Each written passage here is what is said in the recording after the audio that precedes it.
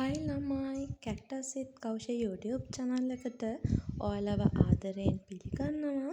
ඉතින් මගේ channel එක subscribe කරලා නැත්නම් පල්ලෙහා තියෙන subscribe button එකත් ඔබාගෙනම එන්න අද මගෙත් එක්ක succulent පැලයක් බෝ කරගන්න හැටි බලන්න. ඉතින් මම මෙන්න මේ succulent එක තමයි අද බෝ කරගන්න හැටි ඔයාලත් එක්ක බෙදා ගන්න යන්නේ. මේක මම අලුතෙන් මේ ළඟදි ගත්ත පැලයක්. ඇත්තටම මට ඒක තෑගි හම්බෙච්ච පැලයක්. හැබැයි මට ඒක හම්බුනාට පස්සේ ඒක රීපෝට් කරගන්න මට බැරි වුණා. ඉතින් ඒ නිසා දැන් පැලේ දුර්වල වෙලා තියෙනවයි කියලා මට තේරිච්ච නිසා තමයි මම මේක ඉක්මනට බෝ කරගන්න ලෑස්ති වෙන්නේ. ඉතින් මේ විදිහට මම මුලින්ම කොහුපත් තමයි මේ විදිහට තැටියට දාගන්නේ. මං කොහුපත් ගන්න හේතුව තමයි ළමයි සකියුලන්ට් වර්ග සහ කැක්ටස් වර්ග අපි ඉන්දනකොට වතුර හොඳට ගලා යන මාධ්‍යයක් අපි එකට පාවිච්චි කරන්න ඕන.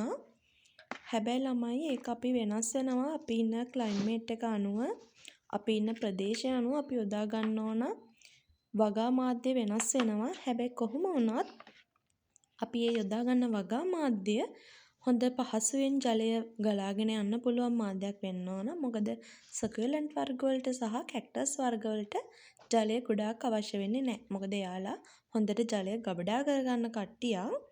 ඉතින් මම මේ විදිහට කොහුබත් සහ කොම්පෝස්ට් පොහොරත් පොඩියට කපාගත්ත පොල් එලිත් යොදාගෙන මෙන්න මේ විදිහට තමයි වගා මාධ්‍ය භාවිතා කරන්නේ. සීතල ප්‍රදේශයන් වල ඉන්න කට්ටියට සහ තෙත් කලාපීය ප්‍රදේශවල ඉන්න කට්ටියට පුළුවන් ළමයි වගා මාධ්‍ය විදිහට වැලිත් යොදා ගන්න. හැබැයි මම මේ දවස් ටිකේ නම් පොඩ්ඩක් අවසරට තියෙන නිසා මෙන්න මේ විදිහට වැලි යොදා ගන්න නැතිව වැලි වෙනුවට වැලි කලවම් වෙච්ච කොම්පෝස්ට් පොහොර තමයි මම යොදාගත්තේ. හේතුව මම මේක තවාණක් ළමයි දාන්නේ පැලේ බෝ කරගන්න. එතකොට රස්නේ වැඩි වුණොත් මේ මුල් ටික තැම්බිලා මුල් ටික වේලිලා ගිහින් පැලේ බෝ වෙන්නේ නැති වෙනවා.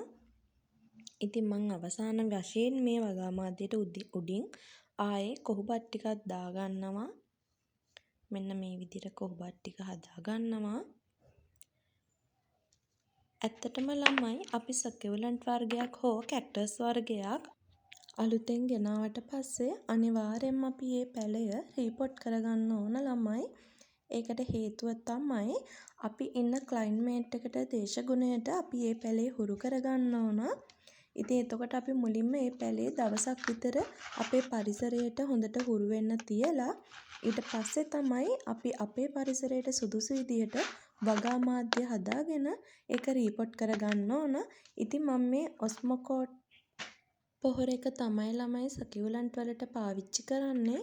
ඒක තමයි මේකට සුදුසුම පොහොර වර්ගය වෙන්නේ. ඉතින් මෙන්න මේ විදිහට මම හදාගත්තට පස්සේ මගේ වගා තැටිය මම පැලේ අරගෙන පැලෙන් හොඳ ශාක පත්‍රයක් තෝරගන්නවා. හොඳට මෝරපු ඉඳ ගන්න පුළුවන් විදිහට. මේක හරි පරිස්සමට කරගන්න ඕන ළමයි. මොකද මගේ මේ පැලේ දුර්වල නිසා කැඩෙන්න පුළුවන්. මම මෙන්න මේ විදිහට හොඳට මෝරපු කොලයක් ගන්නවා. ඊට පස්සේ ළමයි අපි මේක ගත්ත ගමන් ඉන්දන්නේ නැහැ. ඔයාලා ඒ වැරද්ද නම් කරන්න එපා. මෙන්න මේ ශාක පත්‍රයේ මෙන්න මේ කෙරවල ඔය සුදු පාටින් තියෙන ළමයි අන්න එතන තෙතමනය තියෙනවා. අපි ඒ තෙතමනය හොඳට වේලෙනකන් එතනින් සීල් වෙනකන් අපි දවසක් වගේ තියන්න ඕන. මොකද නැත්තම් පැලේ මුල් අදින්නේ නැහැ ළමයි. වේලිලා මැලවිලා වගේ නිකන් තැම්බිලා වගේ යනවා ළමයි. ඉතින් මේ තියෙන්නේ මම හදාගත්ත වගා තැටිය. මම මේ දවසක් තියලා ඒ පැලේ ගත්තා. ඉතින් ඒක මෙන්න මේ විදිහට මම ඒක තියාගත්තා. ළමයි මේක ගොඩක් යට කරන්නේ නැහැ. යන්තම් උඩින් වගේ තියන්නේ. ඉතින් මේ තියන්නේ මම මේ විදිහට තවත් මගේ අනිත් සකියුලන්ට් වර්ග වලින් කොළ කඩලා තියාගත්තා. ඊට පස්සේ මම මෙන්න මේ විදිහට වතුර ටිකක් ඉහි ගන්නවා.